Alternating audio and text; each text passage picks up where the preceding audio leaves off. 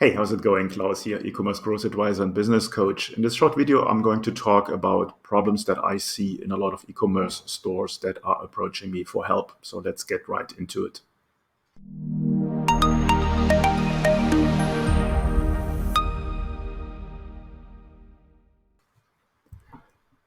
So first thing that I see a lot is that stores do not really have a solid product strategy.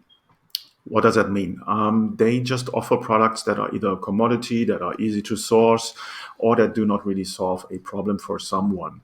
So you need to make really sure, if you want to stand out and build a solid long-term business, that you offer a product that, first of all, solves a problem for your customer. Secondly, you need to find a product that has a solid profit margin for you. A lot of products that I see on stores are really, really cheap. And after all costs involved, the store owner barely makes any money. So sometimes they're lucky that they can break even, but it's not really a basis to build a business on. So you need to have a solid profit margin. What is the profit margin? It depends a little bit on what you sell, but you should have at least a double digit, and I'm talking about 30, 40, 50 or more US dollars on net profit margin. Otherwise, it will be very difficult for you to go the route of buying traffic, either to Facebook ads or Google ads or whatsoever, because that will just cut into your profit margin. So keep in mind, you should sell higher priced items where you actually can make money from at the end of the day.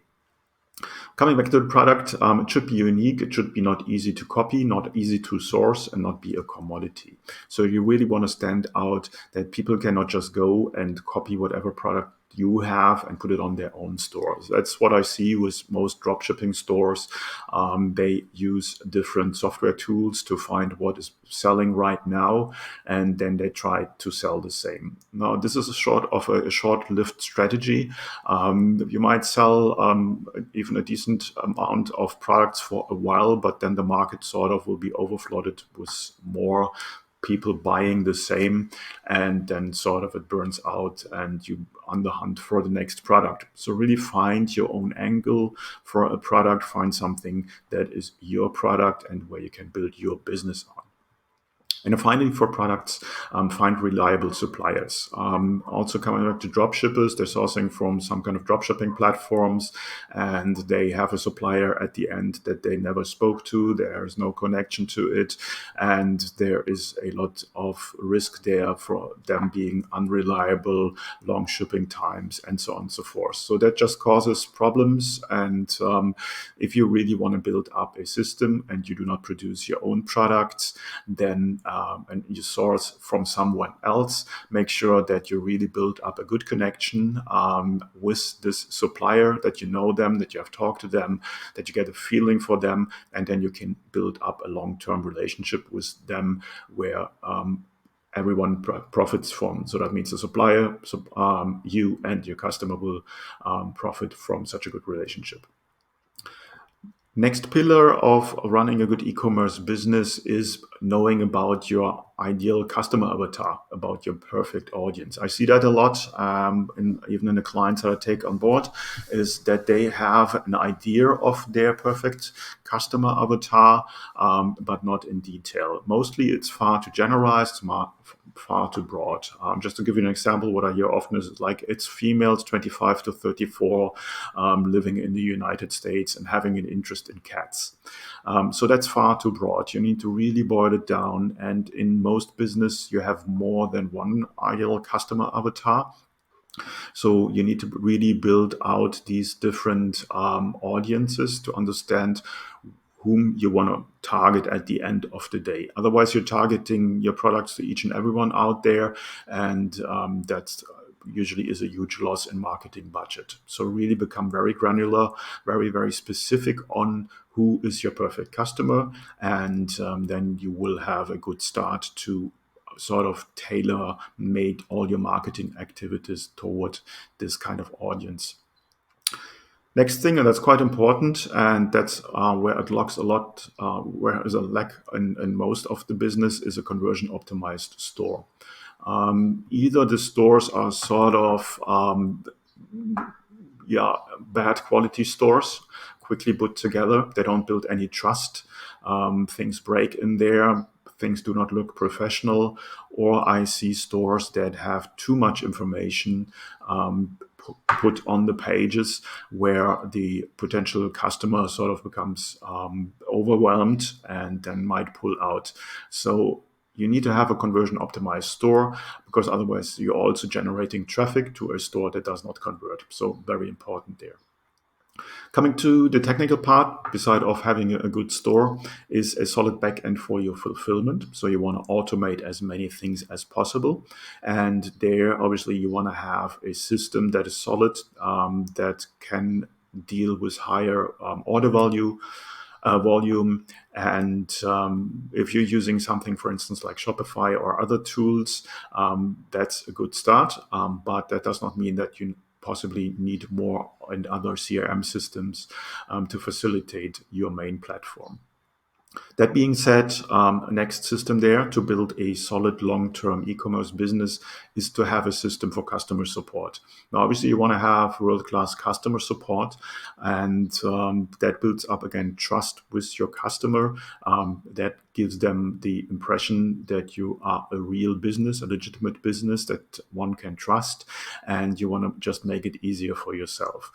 So don't just supply a contact form, supply a full customer support system, FAQ pages, and try to automate everything as much as possible. Systems like Help Scout will be helpful in that regards.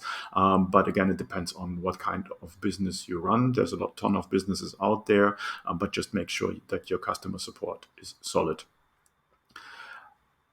Next pillar is a marketing strategy. If you don't have a marketing strategy, you're sort of lost. So it will be very difficult without a marketing strategy to get the product to the market. And I spoke already about the ideal customer avatar, a perfect audience. Your marketing strategy goes hand in hand. So you want to find out where is your perfect audience, where they are, so where are they in the interwebs or whatever. What kind of platforms are they using? Are they using social media? Are they going to forums? And you really want to dig deep into finding out where your perfect customer is, and then target them specifically there. Just to give you an idea, if your perfect customer is not on Pinterest, you don't need to do marketing on Pinterest. If they are only on old-fashioned forums, bulletin boards, then you would need to go there and mingle there and find a marketing strategy that works. Always keep in mind, if you want to build a business, it is not done with no money. You need to put some money in your hands to build a business. And with that comes a marketing budget. In a perfect world scenario, you have a profit margin that pays for your conversions. But overall, you need, at least in the beginning, to have a marketing strategy to get the word out about your products, about your brand, about your business, and so on and so forth. So I would suggest put some money into marketing. And again, depends on how big and how fast you want to grow, but you need to have some money to start with. And the marketing automation systems. So one big thing is what I call time bandits. So you want to cut out everything that takes too much time away from you, because you want to build or you want to work on your business, not in your business. So marketing automation systems, for instance, email marketing automations like Klaviyo will help you to automate a lot of things that then not necessarily need to be done manually anymore, and also look into outsourcing as quick as possible. Now, my belief there is that everything in your business, at least in the beginning, you need to do by yourself to understand how it works and to optimize it. Once you have figured that out, you can create standard operating procedures and then hire someone who takes over from you, so that you can go back and work on your business. And then finally, and I think that's the most important point, and I see that with people approaching me and also with my clients, is motivation. So the entrepreneurial roller coaster is a painful one.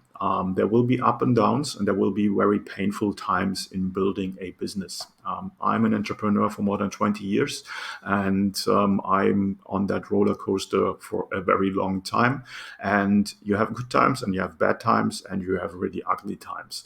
And you need to be prepared that you have to deal with this. There's no one who has never experienced bad time in their business. And you need to have just the willpower and the motivation to get over this and to move on. A lot of people try, and after 3 months or 6 months, they don't see results. They don't see what they want to achieve. And some roadblocks are coming up, and then they pull out. It's not that easy. So you really need to stick to it, work every day, work your way through, find solutions to problems, and just keep going. Building a business is like raising a kid. It's not done in a week. It's a long-term process, and you need to be in for that.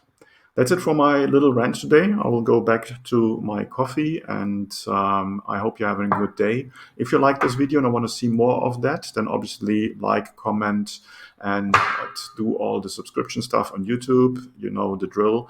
And if you have any questions, please feel free to reach out to me. And I see you in the next video. Have a good one.